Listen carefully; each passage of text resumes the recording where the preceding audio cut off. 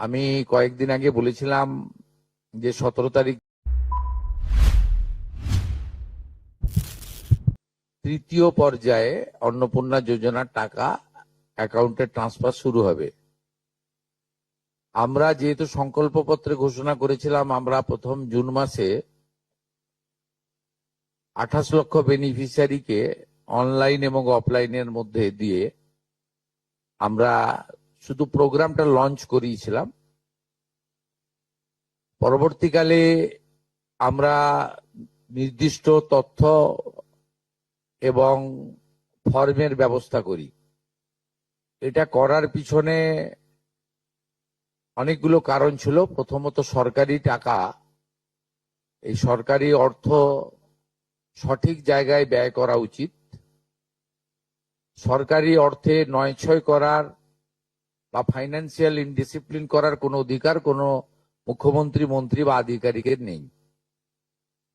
তাছাড়াও বিগত দিনে লক্ষ্মী ভান্ডার বলুন বা আমাদের সরকার আসার পরে অন্নপূর্ণা যোজনা একটা সম্পূর্ণভাবে মহিলাদের একটি স্কিম। তার বয়স নির্দিষ্ট করা আছে 25 থেকে 60 বছর। সেক্ষেত্রে কোনো পুরুষের বা বয়সের 25 বছরের কম যারা তারা পাওয়ার যোগ্য হতে পারে না। আমরা বিগত সরকার যখন প্রথম শুরু করে খুব অনিয়মিত ভাবে প্রায় 9 মাস গেছে 500 টাকা করে ভাতা দিতে, এবং প্রতি মাসেই তাদের সংখ্যা এদিক ওদিক হয়েছে।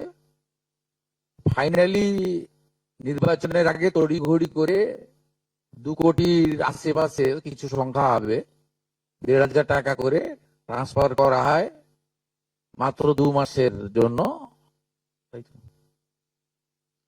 শেষের দিকে ওই এবং সেটা করতে গিয়ে আমরা দেখলাম যে আমরা যদি সকলকেই লিস্টটাকে কনভার্ট করে দিই অন্নপূর্ণা যোজনাতে, তাতে এসআইআর এর নাম বাদ গেছে, ভারতীয় নয় এমন লোকের নাম থাকবে, মৃত লোকের নাম থাকবে, পুরুষদের নাম তাতে থেকে যাবে। সেই কারণে আমরা নতুন সরকার স্বচ্ছতার ভিত্তিতে এই কর্মসূচি দেওয়ার ক্ষেত্রে আমরা ফর্ম চালু করি এবং আমাদের পোর্টাল চালু হয়, এবং জুলাই মাসে দ্বিতীয় পর্যায়ে যখন আমরা 1 কোটিরও বেশি মহিলার অ্যাকাউন্টে নেতাজি ইন্ডোর স্টেডিয়াম থেকে প্রোগ্রাম করে টাকা ট্রান্সফার করি, সেক্ষেত্রেও অনেক অভিযোগ আছে আমাদের কাছে, এবং অনেক মহিলারা বলেন যে আমি যোগ্য কিন্তু আমাকে দেওয়া হয়নি ইত্যাদি ইত্যাদি। তাই আমরা আমাদের বিডিওদের সাহায্য নিয়ে জেলা শাসকদের নেতৃত্বে হাউস টু হাউস ভেরিফিকেশন যতটা সম্ভব এই সময়ের মধ্যে করি, এবং জুন এবং জুলাই মাসের 31 তারিখ পর্যন্ত পোর্টাল চালু ছিল আবেদনের। এবং এখানে প্রায় 1,70,00,000 বা তার থেকে একটু কিছু বেশি হবে সংখ্যাটা, আমি এই মুহূর্তে ডিটেলসে যাচ্ছি না, তারা আবেদন ইত্যাদি করেন, যার মধ্যে জুলাই মাসের প্রাপকরাও ছিলেন। অনেকের না পাওয়ার অভিযোগও ছিল, সংখ্যা অনেক। আবার অনেকের বক্তব্য ছিল যারা পাওয়ার যোগ্য নয় তাদের দিয়ে দেওয়া হয়েছে। তাই আমরা মোটামুটি একটা ভেরিফিকেশনের কাজ করছি, যে কাজ আগামীকাল পর্যন্ত আমাদের চালাতে হবে। এর মধ্য দিয়ে ইতিমধ্যে যারা ভেরিফাইড হয়েছেন সংখ্যাটা অনেক, গত মাসের থেকেও অনেক বেশি, তাদের অর্থ দপ্তর 17 তারিখ থেকে এত বিরাট এলাকা বিরাট টাকা 2-3 দিন লাগবে, অ্যাকাউন্টে ট্রান্সফার তারা করতে থাকবেন। তো এটা প্রতি মাসে হবে না, প্রতি মাসেই যারা ভেরিফাইড হলেন তারা মাসের তৃতীয় সপ্তাহে, আমি দেখছিলাম কিছুজন 1 তারিখ থেকেই বলতে শুরু করেছেন কখন ঢুকবে কখন ঢুকবে। মানে এরা মূলত আমাদের ভোট দেয়নি, আমাদের পরাজয় দেখতে চেয়েছিলেন, খুব কষ্ট হচ্ছে ওদের।